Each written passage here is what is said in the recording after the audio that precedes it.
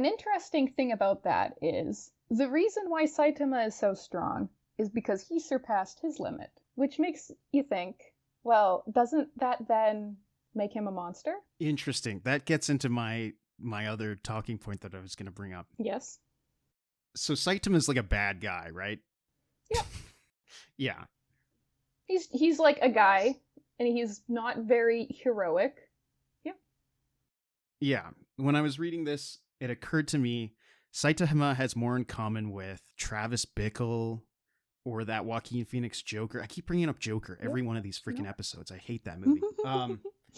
But like, he has traits that I think the modern day internet would ascribe to as like the dyad between like a Sigma male or like an incel. Yeah. You know what I'm saying?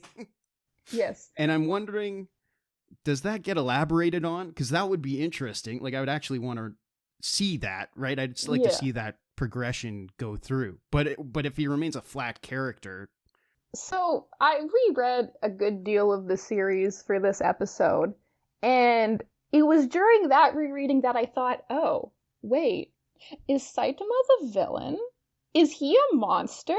Because there is one point in time in chapter 161, I believe, when Saitama is having the final battle of like the Hero Association versus Monster Association fight, and he's about to start the fight with the guy who surpassed his limits and is now a monster and is going to be able to copy people. This other guy, this antagonist, is like, hey, I am the epitome of evil. I am going to prove that monsters can win. I'm going to become a monster and win and be like, look, bad guys can win. The good guys don't always have to win. And then Saitama's like, okay, well, if you're like going to go play monster, like, just don't do it here. We're in the middle of a giant like fight thing. I watched you just save a kid on a helicopter, so I don't think you're evil. And the bad guy's like, yes, I am. Watch, I'm evil. And then Saitama turns around and looks at him and is like, bro, I've had a bad day.